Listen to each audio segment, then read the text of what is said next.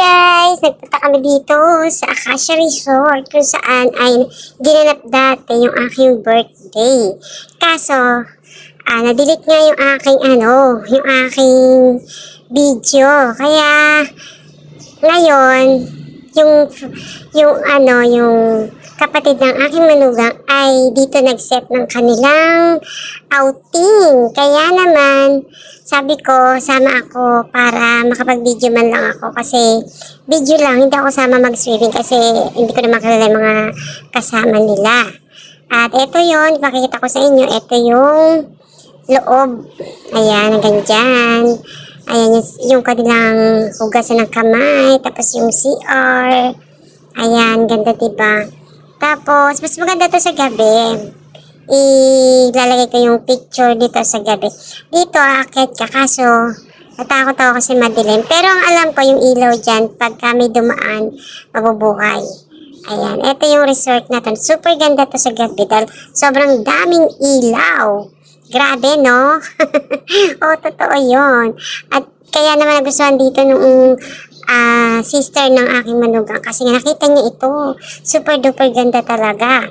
At ito pa nga, ito yun, no? Meron kayong pwedeng kainan dito. Meron din pwedeng lutuan. Ganyan. Hindi sila mahigpit. Basta lang 10, kailangan wala nakakanta-kanta pa. Pwede naman dun sa may loob kasi meron, sarado naman yun. Mayroon siyang salamin.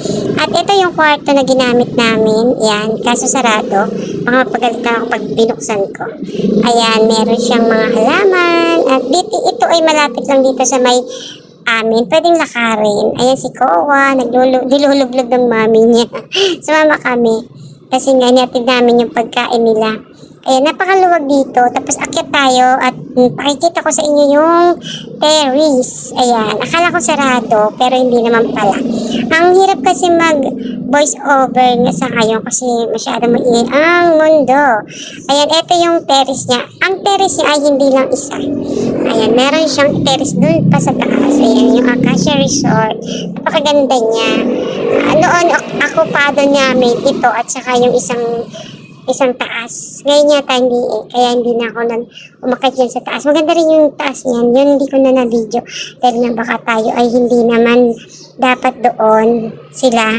Kumbaga conforme kasi yan kung sasakupin nyo ba yung lahat. Ito, hindi yata lahat kasi mag-uuwian din ata sila mamayang gabi. At ito yung baba. Pag nasa taas ka, ito yung makikita mo, diba? Ang ganda. Sa subdivision to, marami dito mga bahay na magaganda. Tingnan mo naman, diba? Gusto ko yan. Grabe. Ayan, tingnan mo naman yung anong halaman to, diba? Ang Laguna, gumapang na sa mangga. Ayan. Eto siya. At tayo ay bababa na mamaya. Ayan o. Yan, up and down yan. Yung tinuturo ko. Ang bilis no. Kasi pauwi na kami. Kaya binilisan ko na. Kasi nga saglit lang kami talaga. At nakiusap lang din ako. Sakto naman na kami ang maghahatid ng pagkain nila. Kaya ayan, nakapag-video tayo. Napakaganda niyan sa gabi. Napakaganda ng mga ilaw. Kaya ayan, thank you din. At yung gusto ko na dito, kapag pa-video, ayan, videohan ko. Ito, may ilaw yan, swimming pool na yan.